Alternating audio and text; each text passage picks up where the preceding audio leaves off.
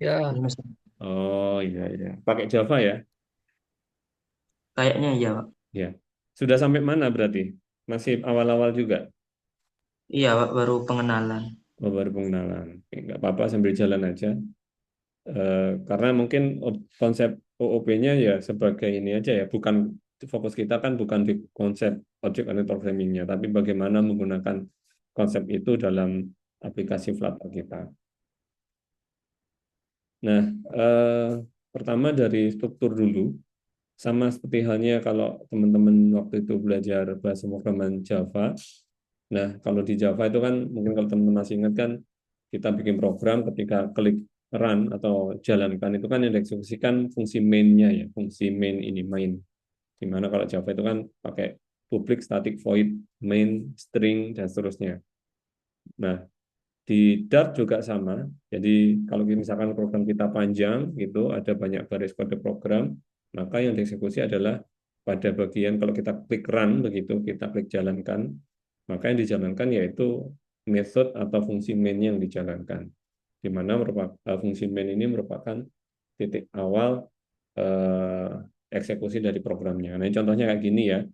Jadi kita bikin fungsi main, void main begitu, lalu ya mungkin satu baris kode program aja print hello dot. Print ini fungsi kalau di Java itu perintah sistem out print, sistem dot out dot print itu. Nah kalau di Dart, nah ini bedanya. Salah satu bedanya cukup menggunakan perintah print saja, diikuti apa yang mau ditampilkan. Lalu kesamaannya juga harus diakhiri dengan titik koma. Kalau di Java kan juga harus ada titik koma di belakang. Nah di Dart juga. Nah, cuman bedanya di sini cukup perintah print. Mungkin saya tunjukkan ya. Sebentar.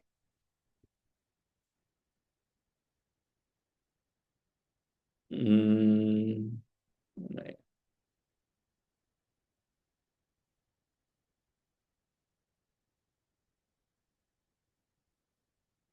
Bentar ya.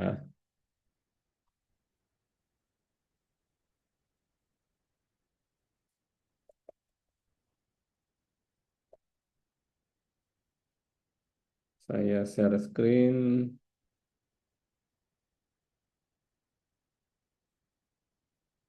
Hmm, oke, sudah tampil di layar. Sudah, Pak.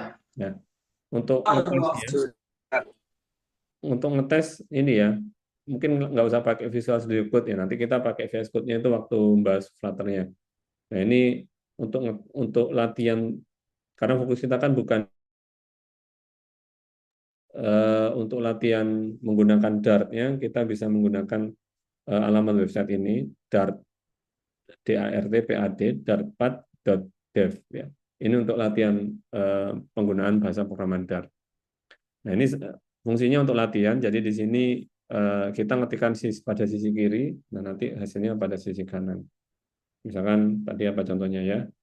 Print sama perintahnya print buka kurung tutup kurung titik petik halo selamat siang, misalkan begitu. Nah, diakhiri dengan titik koma. Nanti untuk ngetesnya ya tinggal klik run begitu, muncul hasilnya di sisi kanan. Nah, kalau kita lihat sintaksnya atau format penulisannya, tata cara penulisannya sama seperti Java mirip ya, cuman lebih ringkas kalau menurut saya. Jadi cukup void main, eh, buka kurung tutup kurung, lalu buka tutup kurung kurawal, lalu di dalamnya ada perintah program yang akan dijalankan. Kalau di Java itu pakai sistem outprint, nah di sini cukup print, lalu perintah apa yang mau dijalankan, begitu. Sampai sini mungkin ada yang mau ditanyakan dulu? Tidak, Pak. Oke ya, bisa diikuti. Mungkin sama teman-teman kalau ada laptop sambil eh, ini ya, mungkin sambil buka websitenya ya. Mungkin saya ketikkan di kolom chat aja. Baik, Pak.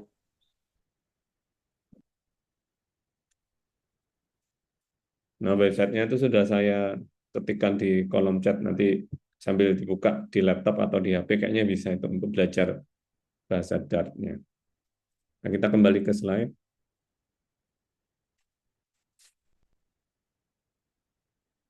Hmm.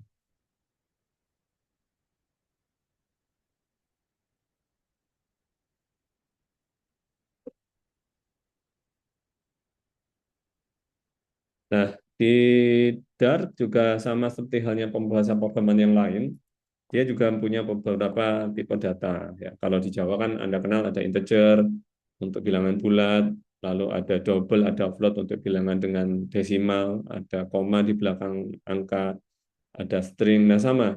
Di Dart juga sama, yaitu tipe-tipe data itu juga digunakan di bahasa programan ini.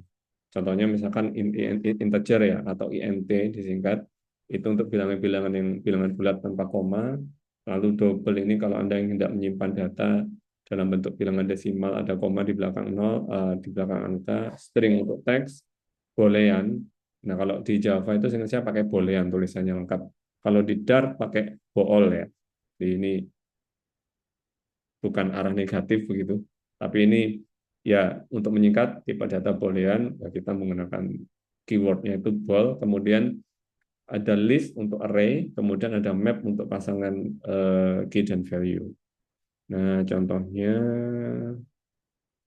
kayak gini. Mungkin ini saya copy paste aja lalu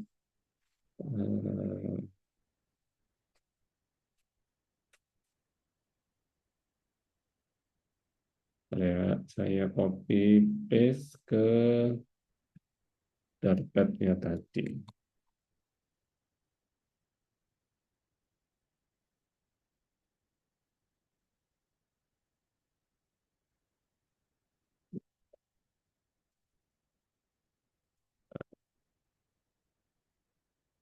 Sorry ya, ini laptop saya agak lemot.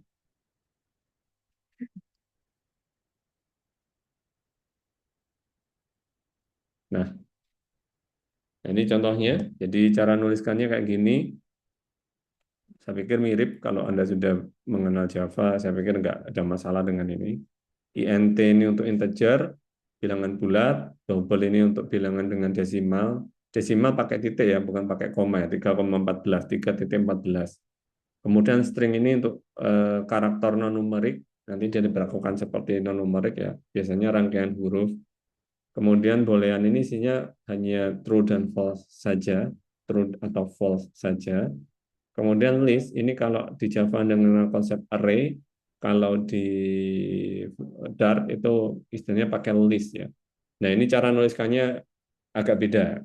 Kalau di Java itu pakai kurung siku, kalau Anda masih ingat ya, kurung siku. Nah kalau di mana di Dart ini pakai begini perintahnya list. Nah ini buka tutup apa ini kurung apa nih ya, lebih besar lebih kecil itu loh ya. Kemudian nama listnya, kemudian nah isi datanya. Ciri khasnya datanya ini lebih dari satu seperti array ya. Jadi di sini nanti akan keluar angka list pertama, list kedua dan tiga dan seterusnya. Lalu map ini hampir sama, hanya dia ada pasangan key dan value. Maksudnya gimana Pak? Nah di sini ada key nama, value-nya Andi, key usia, value-nya 25. Penggunaannya mungkin saya kasih contoh ya. Misalkan kita ingin menampilkan isi variabel angka. Kemudian kita ingin menampilkan isi variabel apa tuh di atas pi ya. Lalu kita ingin menampilkan isi variabel setelah pi yaitu nama, lalu variabel print booleannya Pak is flutter. Oh ya, dia case sensitif juga sama seperti Java. Penggunaan huruf besar dan huruf kecil dianggap berbeda. Jadi kalau saya nulis flutter pakai huruf kecil begini, nggak dikenali karena di atas nggak ada. Ini kan merah-merah nih, nggak dikenali variabel ini. Undefined name is flutter, tapi karena penggunaan huruf kecil ya. Tapi kalau kita pakai huruf besar baru dikenali ya. Seperti titik koma jangan lupa. Nah lalu begini yang angka list itu ya. Jadi print mau angka list ke berapa? Ke 0.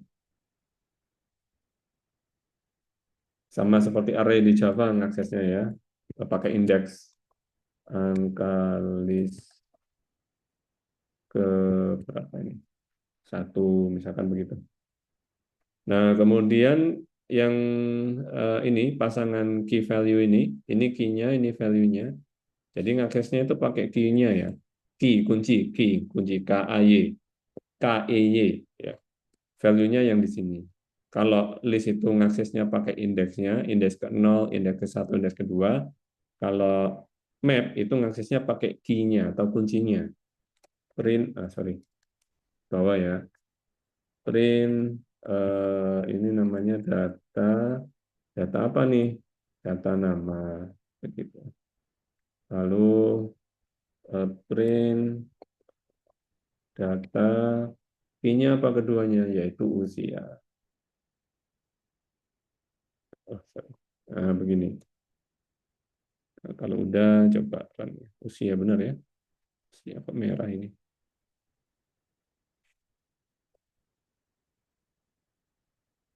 Usia. Kok nggak dikenali ya? Nama. Nama usia. Oke, kita coba dulu aja. Oh, usia. Undefined name. Usia. Ini ada nih badal ya. Ini coba data saja. Nah, ini hasilnya. Jadi, halo selamat siang. Kemudian 10 ini yang apa angka, ini pi, ini nama. Oh, ini ada nama saya kepakai. Jadi ini nggak bisa. Sorry. Coba jalankan lagi ya. Kemudian ini booleannya, kemudian ini indeks ke-0, indeks ke-1, ada angka list, ini ya sesuai di sini, indeks ke-0, indeks ke-1, seperti array, pakai indexing begitu. Kemudian map, dan keluar kayak gini ya. Jadi itu tipe-tipe data yang sebenarnya ada banyak, ada beberapa lagi ya, cuman dalam penerapannya di Flutter jarang dipakai. Jadi yang paling sering dipakai ini tipe-tipe data ini yang paling sering digunakan. Nah, sampai sini mungkin ada yang mau ditanyakan dulu dari teman-teman. Ada bagian yang belum jelas. Tidak, Pak. Jika tidak, lanjut kita ke mana tadi file PPT-nya ya.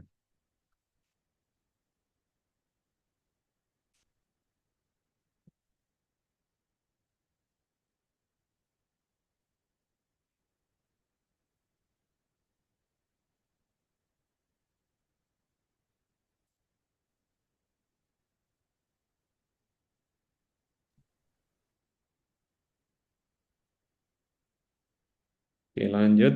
Itu tadi tipe data. Kemudian di variabel tadi ada data-data yang mungkin kita bisa set sebagai konstanta ya. Maksudnya apa? Nilainya itu fix, tidak berubah atau apa namanya ya final ya. Nah di Dart itu ada beberapa cara yang bisa kita gunakan, yaitu dengan menggunakan perintah var di depan variabelnya. Kemudian, nah kalau kita menggunakan kata keyword var, maka nanti tipe datanya ditentukan secara otomatis, mengikuti isi datanya. Kemudian yang kedua, yaitu dengan menggunakan keyword final, ini digunakan untuk kita bikin variabel yang nilainya tidak bisa dirubah, begitu. Jadi ketika kita ketik, ya sudah nilainya itu berubah. Contohnya misalkan pi, ya. Itu sama juga, cara yang lain bisa kita gunakan, yaitu perintah const atau konstanta ya. Ini kita gunakan yang nilainya itu sudah ditentukan saat kompilasi. Misalkan Anda punya rumus matematika, pi, nilai pi itu kan konstan tuh, tidak akan berubah. Sudah dikasih keterangan const atau final di depan. Contohnya, nah seperti ini. Nah, kalau misalkan kita nulis var nama, lalu kita isi dart begini, itu dia otomatis mengikuti isi datanya. Ini kan awalnya kalau contoh yang mana? Yang ini kan eksplisit ya bahwa oh dia tipe datanya string. Nah, kalau kita menggunakan var begini, dia nanti fleksibel.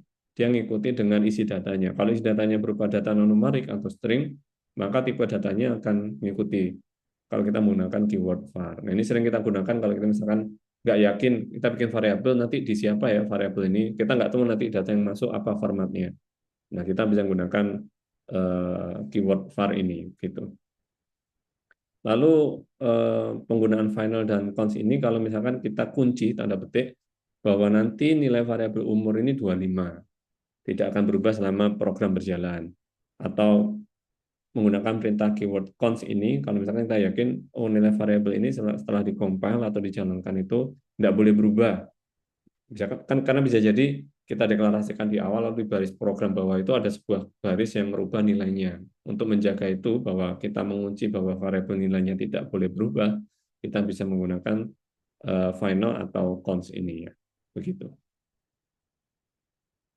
Lanjut, kemudian seperti halnya bahasa programan yang lain, di Dart juga ada beberapa jenis operator ya. Pertama itu operator aritmatika yang jamak kita gunakan ya untuk fungsi-fungsi penambahan, pengurangan, pembagian. Persentase, ada yang tahu teman-teman persentase ini apa? Untuk apa ya? Ada yang tahu nggak? Untuk menghitung nilai apa itu? Bisa bagi. Ya betul, atau modulus. Ya, jadi sisa bagi.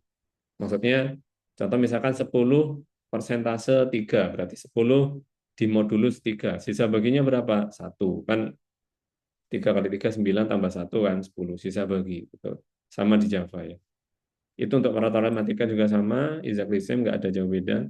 Kemudian operator pembandingnya juga sama juga, ada untuk membandingkan sama dengan, tidak sama dengan, lebih kecil, lebih besar sama dengan, atau lebih kecil sama dengan. Ya. Saya pikir teman-teman sudah tahu semua. Kemudian yang digunakan lagi yang sama juga dengan bahasa programan Java, yaitu penggunaan operator logika dan atau ya. Kalau dan itu misalkan kita punya dua pernyataan A dan B sama-sama true nilainya. A true, B true, maka A dan B menghasilkan nilai true. Kalau misalkan A dan B A-nya ini true, kemudian B-nya false, maka A dan B menghasilkan nilai false dan seterusnya ya. Mungkin saya nggak perlu ulang. Itu kalau dan. Kalau atau simbolnya itu seperti ini. Kalau dan simbolnya ini ya, simbol dan ini jejer dua. Kalau atau ini garis vertikal jejer dua. Kalau nggak salah di Java juga sama. Atau kalau penggunaan operator logika atau ini, jika kita misalkan punya dua pernyataan A dan B, A-nya true, B-nya true, maka kalau kita menggunakan atau A atau B, maka true. A-nya true, B-nya false, maka menghasilkan nilai A atau B-nya itu menghasilkan nilai true juga. A-nya false, B-nya true juga menghasilkan nilai true. Baru false ketika dua-duanya itu false. A-nya false, B-nya false, maka ketika digunakan operator logika atau akan menghasilkan nilai false ya. Itu kalau atau, kemudian ini operator negasi, kebalikannya, misalkan kita punya pernyataan A nilainya true, maka ketika dinegasikan dibalik jadinya false. Tidak perlu saya kasih contoh ya kalau ini ya, saya pikir teman-teman sudah tahu semua. Oh ya, ini link Zoom-nya, Zoom bukan link Zoom Premium, jadi kayaknya bentar lagi off, putus. Nah, kalau putus pakai link yang sama aja, join lagi pakai link yang sama ya. Udah di warning ini, bentar lagi kayaknya Zoom-nya berhenti. Karena bukan Zoom Premium ya, bukan Zoom yang berbayar, Zoom gratisan. Lalu ini contohnya, misalkan kita punya variabel A dan B, A plus B gini aja sama, lalu A lebih besar, apakah A lebih besar dari B, juga menghasilkan nilai true. Ini kalau penggunaan simbol perbandingan tadi.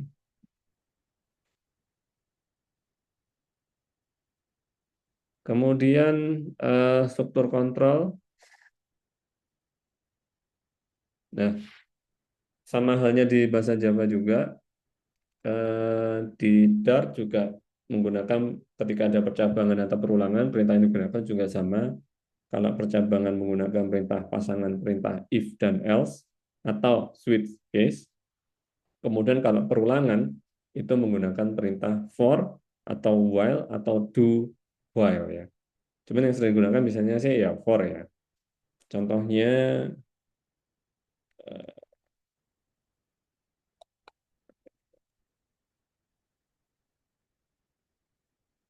nah ini contohnya ya. Di kita punya variabel angka nilainya 10. Jika angka lebih besar dari 5, apa yang terjadi? Print angka lebih besar. Tapi jika tidak, apa yang dilakukan? Ini kan dulu juga sempat diajari ya, dengan perintah if dan else ini. Saya pikir mirip banget dengan Java, sintaksnya juga sama. If, lalu ada pengecekan kondisi, di mana kondisinya akan menghasilkan nilai true atau false. Jika true, maka pada bagian ini akan dieksekusi, tapi jika nilai ini menghasilkan nilai false, maka pada bagian ini akan dieksekusi. Begitu. Perlu dipraktekkan, perlu nggak ini? Atau ini aja udah bisa menggambarkan mestinya ya, kira-kira ya. Perlu Ya, di, Pak. oke ya. Eh, sebenarnya ada looping ya. Loopingnya mana ya? Kayaknya di bawah.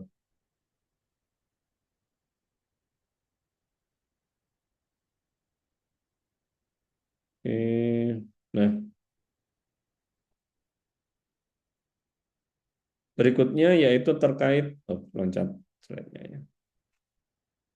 Terkait method atau fungsi, kalau di Java menggunakan method ya, kalau di Dart pakai fungsi.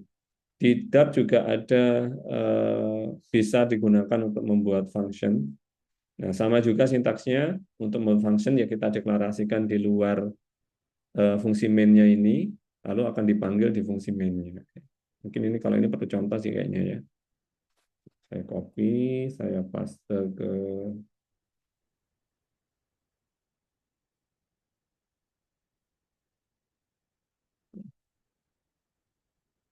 Bentar ya, baterai laptop saya mau habis.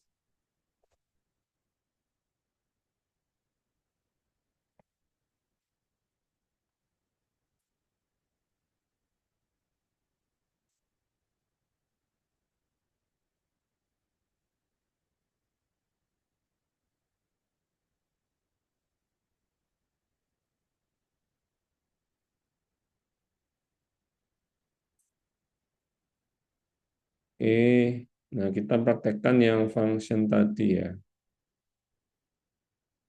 Mana tadi?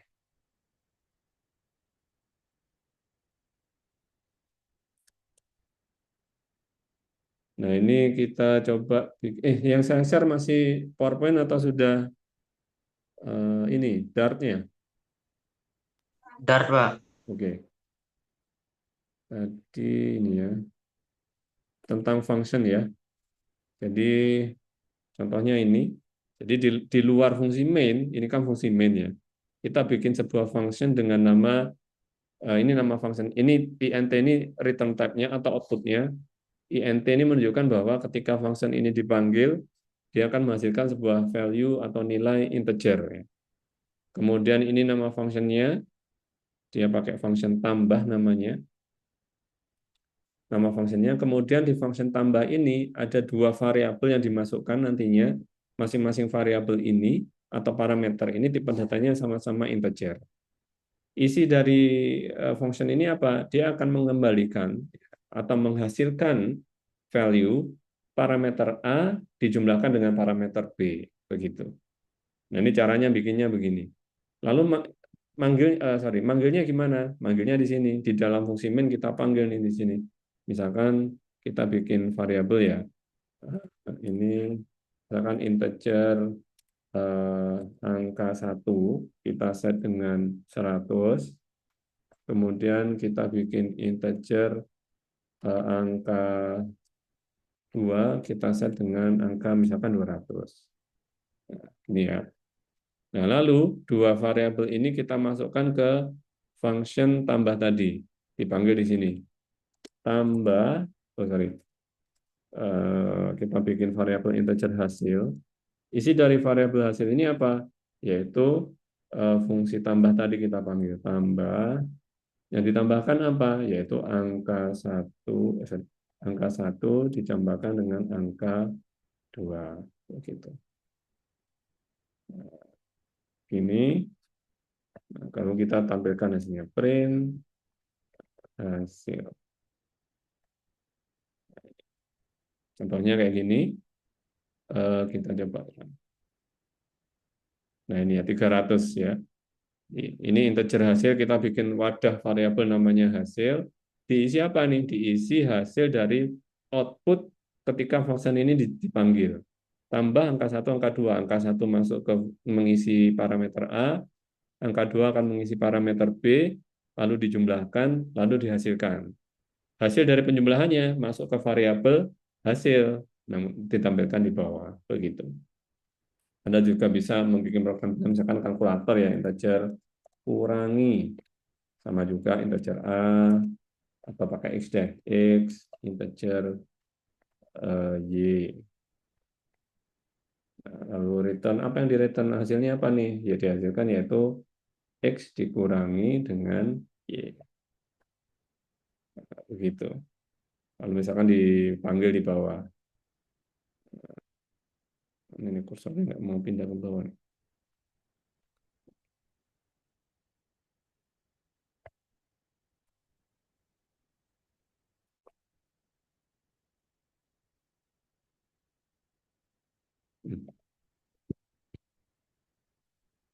Nah, bisa juga begini ya, langsung dipanggil fungsinya.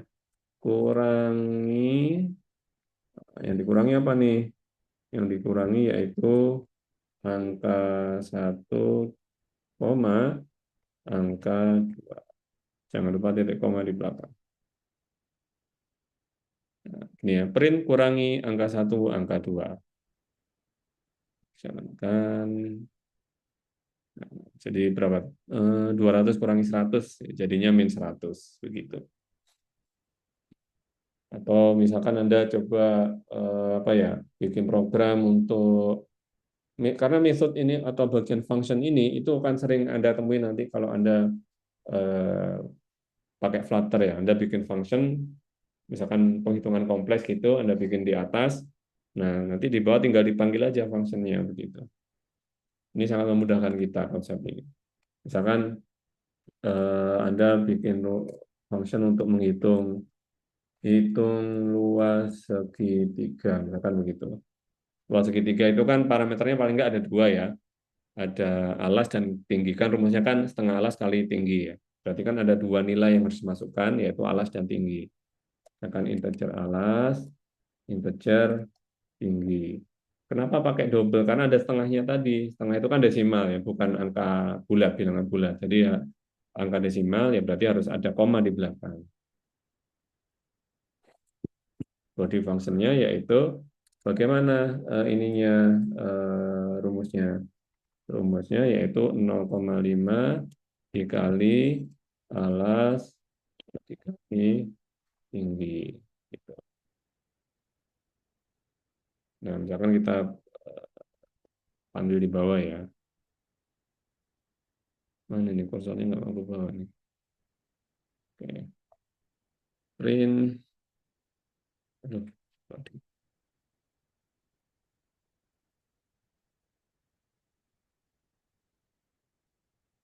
Print. Misalkan tadi angka satu kita anggap alas, angka 2 kita anggap tinggi ya. Hitung nama fungsinya luas segitiga. Benar ya? Oke, huruf besarnya sama. Kemudian yang kita hitung sebagai alas yaitu angka satu, yang kita anggap sebagai tinggi yaitu angka 2. Jangan lupa titik koma.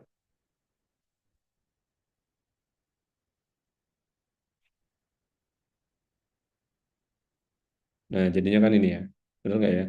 100 kali 200 kan 20.000 dibagi 2 ya, 10.000 ya, benar ya hasilnya. Nah, kira-kira seperti ini contoh penggunaan function. Nah, ini sering nanti bakal sering Anda gunakan ya. Biar programnya itu nggak panjang begitu. Maksudnya kita buat modular gitu per per bagian ya. Sampai sini mungkin ada yang mau ditanyakan dulu.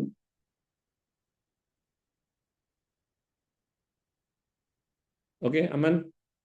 Kalau saat ini belum ada, Pak. Tidak ada, Pak. Kita lanjut slide-nya kalau gitu.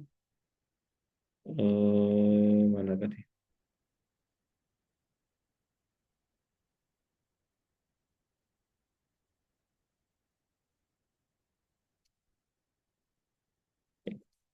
Nah, itu terkait function. Kemudian terkait object oriented programming, karena baru Anda dapatkan juga nanti di object oriented programming itu ada istilah namanya kelas, ada namanya objek.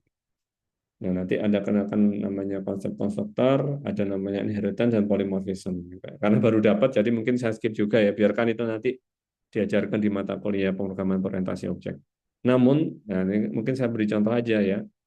Jadi modelnya itu kayak gini, kita bikin sebuah apa namanya variabel buatan kita lah istilahnya. Contohnya di sini mahasiswa. Mahasiswa itu punya atribut nama. Kemudian ya ketika kita bikin objek baru, ya mahasiswa namanya siapa. Mungkin langsung contoh aja menurut saya lebih gampang ya. Copy. Hmm,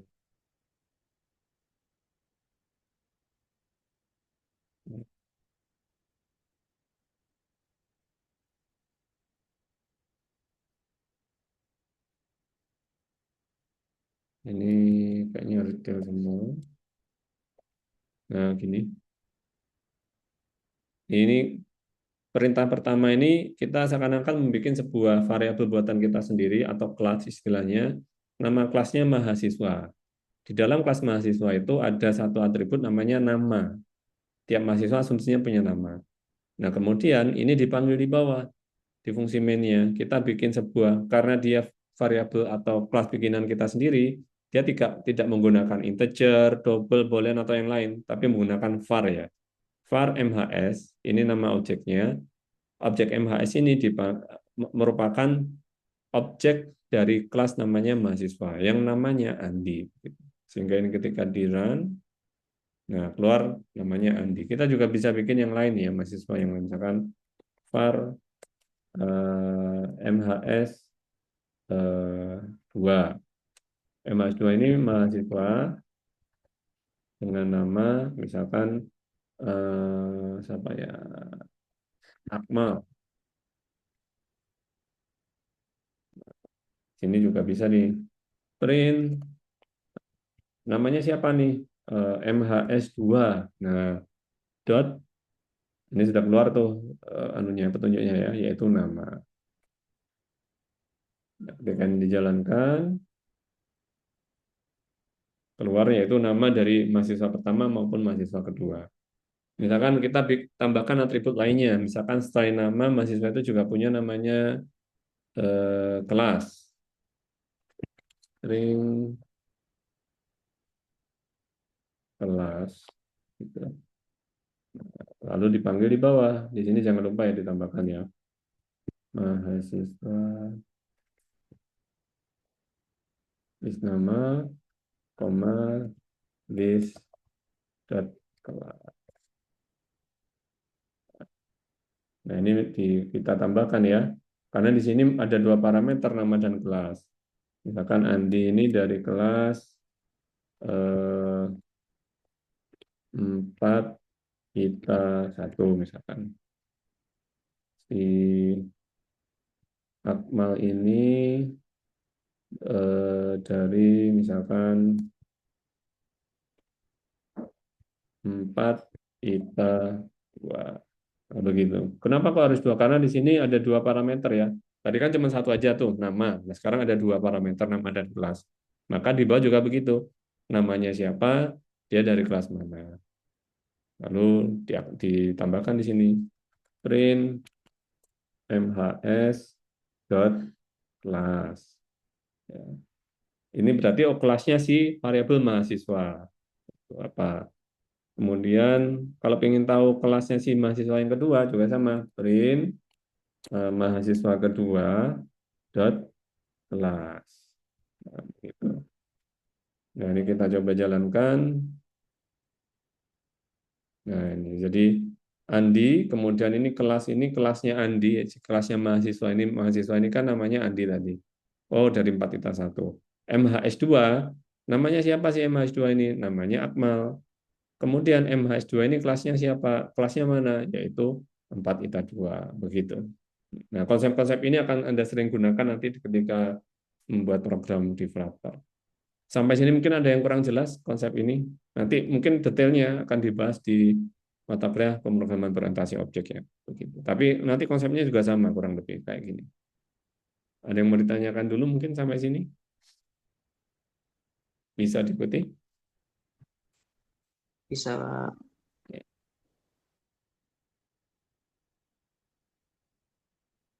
Nah, mungkin tinggal beberapa slide terakhir kayaknya ya.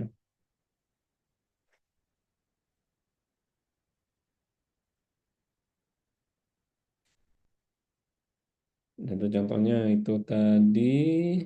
Terus, nah mungkin ini ya, kalau Anda mungkin, aduh, kok nge-lag ini. Nah, kemudian di Dart ada namanya konsep null safety. Ini tugasnya untuk mencegah ketika kita hendak mengakses sebuah variabel, tapi ternyata variabel itu tidak ada isinya. Nah, biasanya kalau nggak ada konsep null safety ini, programnya akan mengalami error ya, ya crash gitu. Nah, tapi di Dart ada sebuah fitur namanya null safety. Istilahnya itu untuk mencegah kita bikin variabel, misalkan suatu saat kita lupa ngisi nilai variabelnya, gitu. Nah, bisa dicegah pakai konsep null safety ini. Ada beberapa cara yang bisa digunakan, yaitu dengan menggunakan simbol tanda tanya satu, atau menggunakan simbol tanda seru.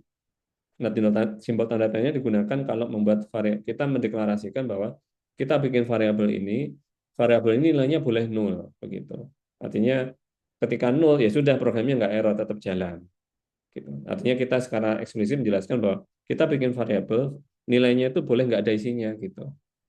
Karena kalau nggak kita gitu, secara default dia akan error ya. Nah, kita deklarasikan bahwa ini kita bikin variabel nilainya boleh nol. Nah, kebalikannya, sedikit kebalikannya, ini tanda seru, ini kita gunakan kalau kita bikin variabel, lalu kita ingin memastikan bahwa harus ada nilainya. Kalau yang tanda tanya itu boleh kosong, kalau tanda seru ini kita bikin variabel dan harus ada nilainya, nggak boleh kosong, begitu. Kemudian yang simbol tanda tanya dua ini, kita gunakan, misalkan kita bikin variabel, lalu kita lupa ngasih nilainya itu, maka secara otomatis akan diberi nilai default. Misalkan begitu. Jadi ada beberapa skenario yang bisa kita gunakan.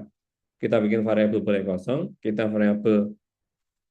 bikin variabel nggak boleh kosong, atau kita bikin variabel, tapi jika nilainya kosong, dia akan otomatis diisi dengan nilai default. Ya. Contohnya misalkan ini, ya. Ini kita bikin variabel nama. Nah, karena ada tanda tanya di sini, ya string tanda tanya gitu. Oh, berarti nilai variabel nama ini boleh kosong begitu. Tapi kebetulan di sini dikasih isinya itu Dart ya. Sehingga ketika di gini ya, nama tanda tanya, oh berarti dia kosong nih, boleh. Kemudian panjangnya berapa. Nah, kalau dengan tanda tanya begini, jika kita suatu saat lupa ngasih isi variabel nama, nah itu programnya nggak crash dia, nggak crash, nggak ngehang lah istilahnya. Kalau nanti sudah dikompil gitu nggak force close misalkan begitu. Karena kalau Anda lupa itu nanti force close tuh programnya ya, nutup otomatis secara paksa. Atau penggunaan tanda tanya double ya, itu tadi. Contohnya ini. Nah, misalkan ini kan kalau kita lihat di baris program ini, string tanda tanya nama. Artinya kan kita nggak ada isinya variabel nama ini apa sih? Kan nggak ada isinya ya. Kita belum deklarasikan isinya variabel nama itu apa. Nah, suatu saat di print di bawah, print nama. Nah, kalau Anda menggunakan begini saja, print nama saja tanpa, aduh, nah tanpa ini misalkan saya kata, nah begini saja, nah itu error dia karena belum ada di atas, belum variabel nama belum ada isinya. Nah, cara yang lain yaitu pakai begini, pakai dua simbol tanda tanya begini, lalu diikuti nilai defaultnya. Sehingga ketika si variabel nama ini belum ada isinya, maka akan menghasilkan nilai output defaultnya ini gue seperti itu. Nah, begitu ini nilai defaultnya ya. Jadi nanti boleh banyak cara yang digunakan. Kayaknya itu ya slide terakhir. Kemudian looping lah, looping seharusnya di atas ya, malah ada di bawah, lupa ini. Nah, looping ini untuk perulangan. Jika misalkan programnya mau berulang beberapa kali begitu, ini laptopnya agak lemot ya.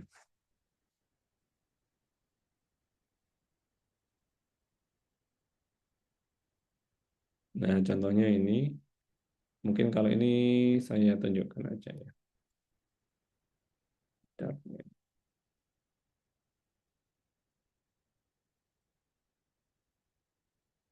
Hmm.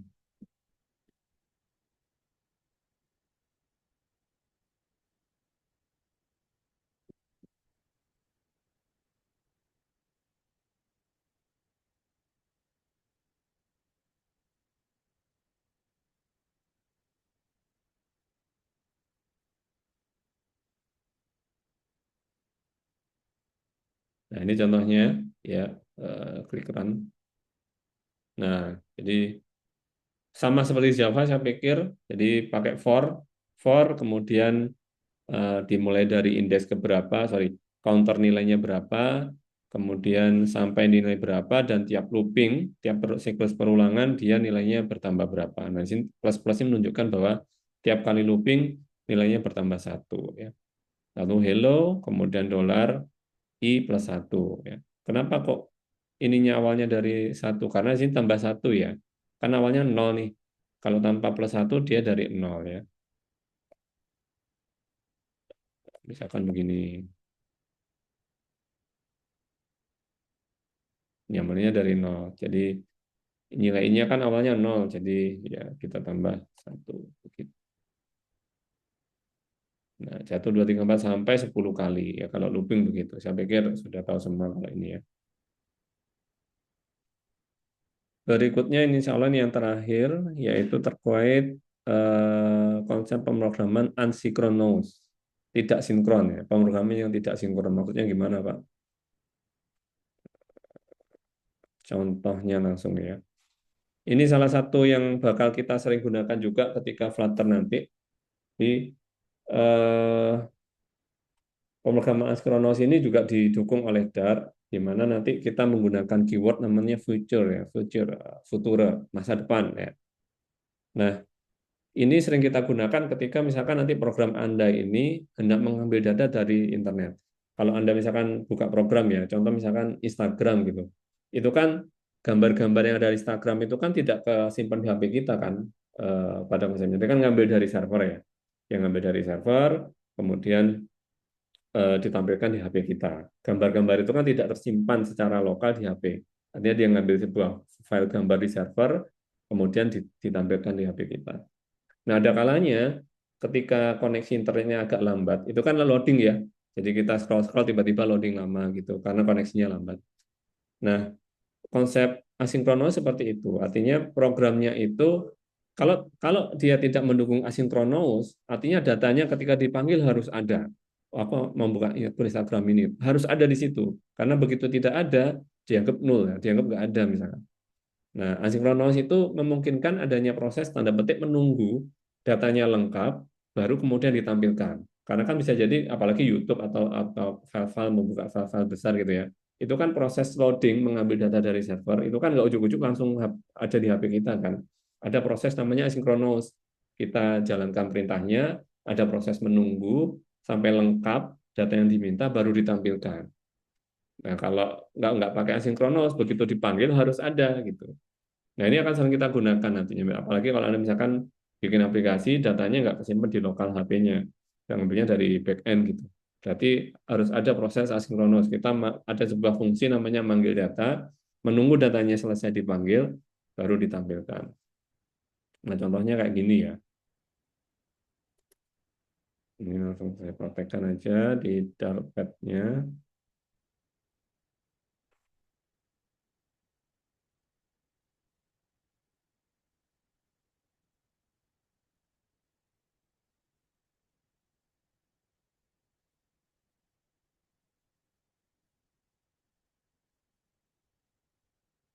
Nah, oke.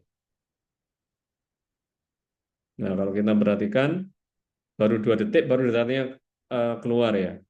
Jadi di sini await-nya ini kebetulan karena ini tidak ada proses apa namanya, mengambil data dari server, tapi diilustrasikan mengambil data dari server. Jadi tunggu gitu, await, delay ya. Nah di sini pakai duration second. Nah di sini nanti Anda bisa ada ganti apa yang ditunggu nih?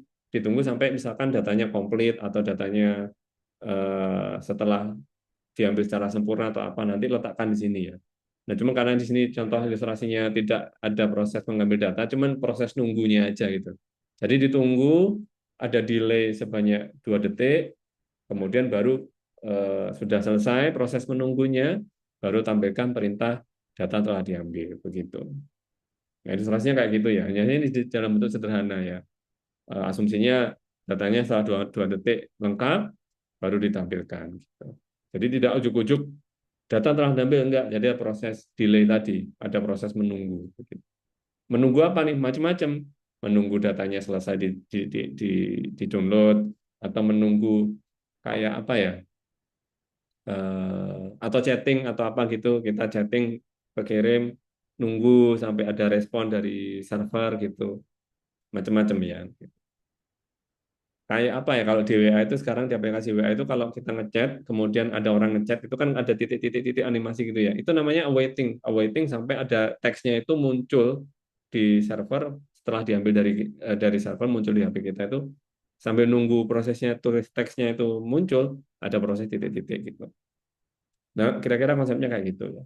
Ini akan sering kita gunakan kalau aplikasi kita biasanya sudah mulai ada komunikasi antara server dan aplikasi kita begitu. Jadi bentuk sederhananya seperti ini. Pakai future ya, future void fetch data. Lalu ini nama fungsi sih, nggak harus fetch data yang macam-macam atau ambil data atau yang lain, ini nama fungsinya. Kemudian ada kata-kata async. Async ini maksudnya bahwa fungsi ini asinkronus, memungkinkan proses menunggu dan adanya delay sampai dianggap selesai, baru eksekusi berikutnya dijalankan. Nah, kira-kira itu. Berikutnya, kayaknya itu slide terakhir ya.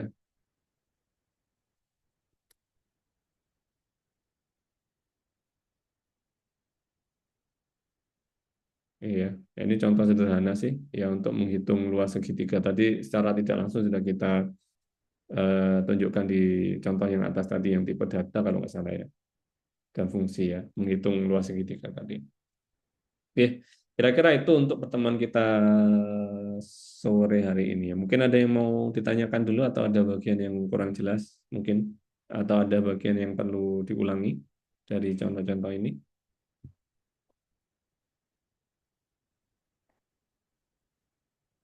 Jelas semua ya. Bang. Oke, jika demikian, terima kasih atas perhatiannya. Kita jumpa lagi pekan depan, insya Allah.